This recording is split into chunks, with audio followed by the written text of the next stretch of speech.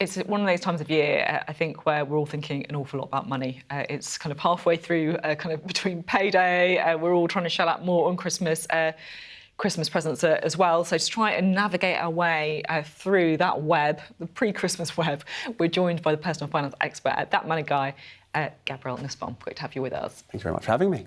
So let's kick off and talk about how you think people are feeling. We had the budget a month ago. We talked a little bit about that the day after. Now, obviously, it's one of the busiest months for spending. Are all of your millions of followers kind of engaging with different types of questions now? Are they worried about meeting kind of the payment needs this expensive month? Yeah, I find this time of year a really interesting point, especially after the budget, because the polls are saying that people are actually feeling really negative at the moment. I don't know if you guys got that impression after the budget. It didn't feel like everyone was filled with joy and extra money in their pockets off the back of that. But it also is a period of the year where people just go above and beyond to spend. It is a spending month of the year. You know, that paycheck comes in early, January one comes in late. Remember that, everybody. Very important to bear that in mind when budgeting. And unfortunately, people go above and beyond for their loved ones. That sounds lovely, but it hurts them later down the line. Can I ask about this? Because look, I think you're completely right. This is the time when we all want to spend money on people that we love, and it can be a difficult time of year for people to kind of rein that in. There's an awful lot of buy now, pay later deals, which feels to me like that's completely exploded. What's your take on that? Because some people would say, actually, if you can get the 0% interest, that it's a great way of spreading payments. Others would say that actually this could be leading people into buying things they can't afford. So I'm personally not the biggest fan of buy now, pay later, because a lot of people use it to buy things they still can't afford. They see it as a bit of a loophole. There are a number of people that simply don't understand the mechanisms of how it works. They see 0% and they think, oh, it's free money that's being given to me to make my life easier. But you still do have to look at everything that you buy and think to yourself, well, can I actually afford it in the first place? Could I have bought this up front? And am I just lightening the load for myself at this point in time? Because if the answer is no, then buy now, pay later sounds great, but might actually just hurt you more and more down the line. It's like current you versus future you, isn't it? And I guess it's because if you can't pay it off in 3 months or whatever it is, then you get whacked with interest. Exactly. Like, nothing is free in life. Whenever there are T's and C's involved and, things say shiny 0% right now, doesn't mean that it will be like that forever. So if you don't have the ability to pay it off down the line, the same with a credit card. If you pay off in full every single month, great tool. If you don't, massive interest. We've got a Bank of England decision coming up later this week. They're expected to cut. I think it's going to be close, though. It's not sort of nailed on. And people are sort of expecting more cuts next year. But again, with sticky inflation, hard to know exactly what's going to happen. What's your advice to people at the moment if they're weighing up remortgaging or taking out a loan? Should they be fixing? Should they not? Are you getting that question a lot?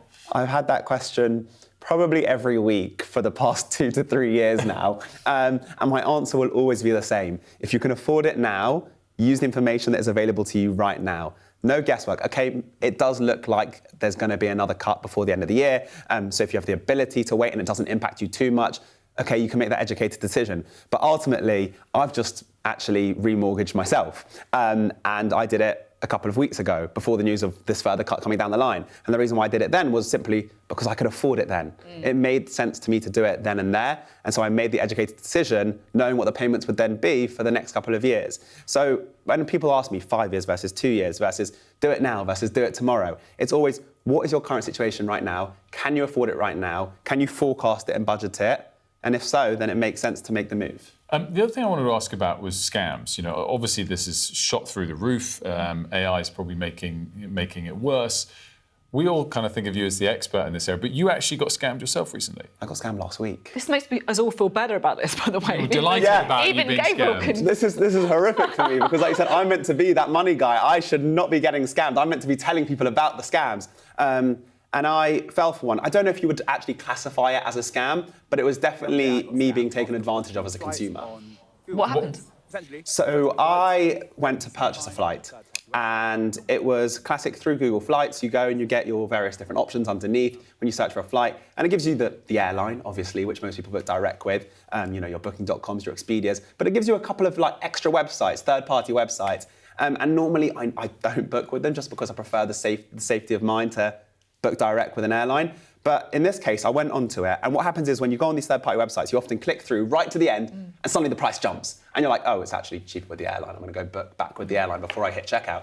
This time, it got me all the way to the final page, and it went, no, it's still cheaper. You're saving yourself. Oh, I saved over £100 on this flight, which is going to be next month.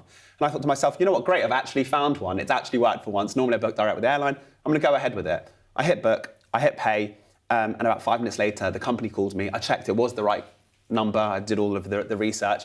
And they said, you actually need to pay us £180 because your flight has been waitlisted and partially booked. I'd never heard these terms before in my entire life. £180 to actually get your flight booked. And I said, no, give me a full refund. They said, no, you've booked a non-refundable flight. To get a refund, we can give you back £180 less than you've paid.